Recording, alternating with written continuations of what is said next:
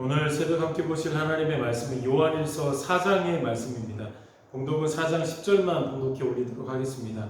사랑은 여기 있으니 우리가 하나님을 사랑한 것이 아니요 하나님이 우리를 사랑하사 우리 죄를 속하기 위하여 화목제물로 그 아들을 보내셨습니다.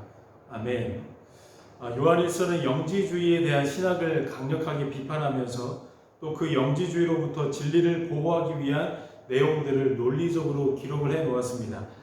그리고 또 하나, 요한일서는 하나님 안에서 형제 사랑에 대한 기독교의 실천 윤리에 대해서 굉장히 방대한 내용을 기록하는 독특성이 있습니다. 앞선 3장에서부터 형제 사랑에 대한 중요성을 피력하고 있는데 그 형제 사랑에 대한 강조를 3장뿐만 아니라 4장까지 가득 메우고 있습니다. 근데 독특하게 그 3장과 4장 중간에 형제의 사랑과는 사뭇 다른 분위기와 느낌들을 가지고 있는 어떠한 내용을 중간에 삽입을 시켜 놓았습니다. 그 내용이 4장 1절에서 6절까지의 내용입니다. 이 내용들을 보시면 예수 그리스도의 인성에 대한 내용과 또 그 인성을 부인하는 적 그리스도의 내용들이 담겨져 있습니다.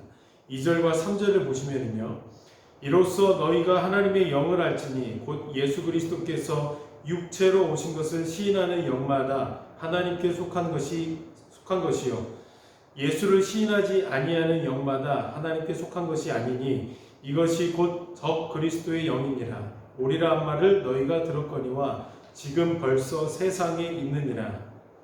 3장부터 형제 사랑에 대해서 이야기를 시작했는데, 그리고 4장에서도 7절부터 마지막 절까지 전부 하나님은 사랑이라는 말들과 함께 형제 사랑에 대한 내용들로 가득 메우고 있는데, 사도 요한은 그 형제의 사랑을 이야기하는 중간에 예수 그리스도께서 육체로 오셨음을 시인하는 것과 또 그 육체로 오신 것을 시인하지 않는 적 그리스도에 대한 사상들을 담아 놓았다는 것입니다. 왜 사도 요한이 중간에 이 구절을 의도적으로 담아 놓았냐면, 하나님께 속한 사람들에게 마땅히 나타나야 하는 삶이 형제 사랑의 삶인데, 그렇다면 조금 더 원론적으로 진정으로 하나님께 속한 사람들이 어떤 사람들이냐는 것을 분명하게 해두기 위한 의도적 작업입니다. 하나님에게 속한 사람이 여러분 누구이겠습니까? 오늘 본문 2절을 다시 한번 봅니다. 이로써 너희가 하나님의 영을 알지니 곧 예수 그리스도께서 육체로 오신 것을 시인하는 영마다 하나님께 속한 것이며, 하나님에게 속한 사람들은 예수 그리스도께서 육체로 오신 것을 시인하는 영이 있는 존재들이 바로 하나님에게 속한 사람들이라고 분명한 정의를 이렇게 내려줍니다.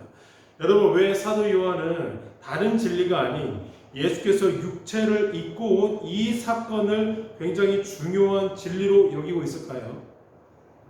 그 이유는 형제 사랑과 하나님의 사랑을 이야기함에 있어서 대들보와 같이 가장 중요한 진리가 되는 것이 바로 예수 그리스도께서 성육신하신 그 사건에 있기 때문입니다. 당시 예수님의 인성과 신성에 대해서 수많은 이단들이 총출동하고 있었습니다. 대표적으로 가현설이라고 불리우는 이단은 예수님은 절대로 육신을 입고 올 수 없다. 그래서 제자들이나 무리들이 봤던 예수님의 그 모습은 육의 모습이 아니라 영으로 존재하는 예수님을 보았던 것이다 라고 주장하기도 했습니다. 왜냐하면 그들은 육을 부정적인 존재로만 인식했고, 예수께서 그 부정적인 육을 입고 왔다는 것을 절대로 인정하고 싶지 않았기 때문입니다. 그들의 논리대로 하면 예수님의 고통도 실제로 일어난 고통이 될 수 없게 되는 것이기 때문입니다. 그저 신비롭게만 보이는 어떤 현상으로만 해석이 되겠죠. 그래서 사도 요한은 사랑을 이야기함에 있어서 가장 중심을 차지해야 했던 하나의 진리는 예수 그리스도께서 우리와 같은 육신을 입고 오셨다는 진리였고, 또 그 육신을 입고 십자가에서 도저히 감당하기 힘든 정도의 그 고통과 통증과 수치를 당하셨다는 것을 가장 중심에 놓으려고 했던 것입니다. 그래서 의도적으로 3장과 4장 중간 부분에 예수 그리스도께서 육체로 오신 것을 다루고 있는 것입니다. 예수 그리스도께서 실제로 감당하신 그 고통과 통증이 우리 안에 새겨지지 않는다면 절대로 우리는 그 하나님의 사랑을 있는 그대로 받아들일 수 없게 됩니다. 하지만 예수 그리스도의 그 십자가의 고통이 정말로 우리와 동일한 육체를 입고 감당하신 사건이라면 우리는 그 예수 그리스도의 육체의 고통의 크기만큼 그분의 사랑의 크기를 보게 되고 더욱 적나라하게 그분의 사랑을 느끼게 되는 것입니다. 그래서 사도 요한은 분명하게 말합니다. 예수 그리스도께서 육체로 오셨고 그 육체를 입고 고통을 당하셨다.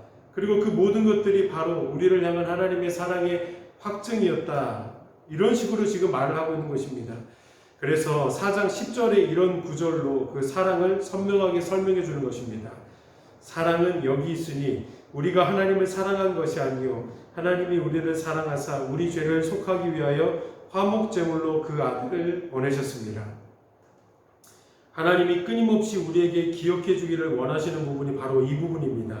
너희들을 향한 나의 사랑은 예수 그리스도에게 육체를 입혔던 크기의 사랑이고 그 육체를 입은 예수 그리스도의 고통의 크기만큼 크고 놀라운 사랑이었다. 하나님의 마음이 바로 이것이라는 것입니다. 여러분, 그래서 이 하나님의 사랑을 깨닫는 자들에게 반드시 어떤 열매가 나오냐면 11절 사랑하는 자들아 하나님이 이같이 우리를 사랑하셨은즉 우리도 서로 사랑하는 것이 마땅하도다. 이 사랑의 열매가 필연적으로 나올 수밖에 없다는 사실입니다. 우리에게 일어나야 하는 사랑은 예수 그리스도 안에서 발견되어진 하나님의 사랑의 모습이고 그 사랑이 우리에게 문자 그대로 우리 가슴에 적나라하게 새겨질 때에 온전해지게 된다는 것입니다. 여러분, 그래서 12절 말씀을 보시면 온전이라는 단어가 등장하는 겁니다. 어느 때나 하나님을 본 사람이 없으되 만일 우리가 서로 사랑하면 하나님이 우리 안에 거하시고 그의 사랑이 우리 안에 온전히 이루어지느니라. 아멘. 신앙생활을 하다 보면 유별나게 사랑이 충만한 사람들을 종종 만납니다. 그들을 미팅에서 가까이 만나서 이야기를 해보면 그들에게는 예수 그리스도께서 육체로 고통을 당하신 이 진리가 실제가 되어 있습니다. 그래서 그 실제되어진 사랑이 그들을 사랑의 일꾼으로 충만하고 강력하게 이끌어가는 것을 보게 됩니다. 오늘 사도 요한이 우리에게 진리의 말씀으로 이끌어가고자 하는 최종적인 진리가 바로 이런 모습이지 않나 생각을 해봅니다. 그 예수 그리스도를 우리가 다시 한번 기억한다면 우리 안에 지워져 가던 그 하나님의 사랑과 형제에 대한 사랑이 부응하게 되는 것이죠. 사랑하는 여러분, 우리는 절대로 우리 스스로의 힘과 스스로의 어떠한 재주와 노력으로 이웃 사랑을 이룰 수 있는 존재가 아닙니다. 딱 하나의 방법이 있습니다. 예수 그리스도 안에 담아놓으신 그 하나님의 사랑을 우리가 있는 그대로 사실 그대로 받아들이고 믿고 이해하게 된다면 그 예수 그리스도 안에서 이웃 사랑의 계명이 온전히 실현이 되게 되어 있다는 것입니다. 오늘도 기도의 자리에서 예수 그리스도 안에 담겨진 하나님의 사랑의 크기와 깊이와 넓이를 깨닫는 시간이 되기를 소망하고 또 그 사랑을 깨달아짐으로 인해서 하나님이 꿈꾸시던 형제와 이웃을 향한 사랑이 우리 삶에 가득하게 되기를 예수님의 이름으로 축원드립니다. 기도하겠습니다. 아버지 하나님, 예수 그리스도 안에 담아놓으신 그 하나님의 사랑을 우리가 깨닫기를 원합니다. 그 사랑이 우리 가운데 깨달아지게 될 때 우리 안에서 이웃을 향한, 형제를 향한 사랑이 일어나게 됨을 믿습니다. 오늘도 기도 가운데 그 사랑 알게 하시고 그 사랑 누릴 수 있도록 성령 하나님 강권하여 주옵소서. 예수님의 이름으로 기도드립니다. 아멘. 이 시간에는 공동의 기도의 제목들과 각자의 기도의 제목들을 가지고 함께 기도하며 나가겠습니다.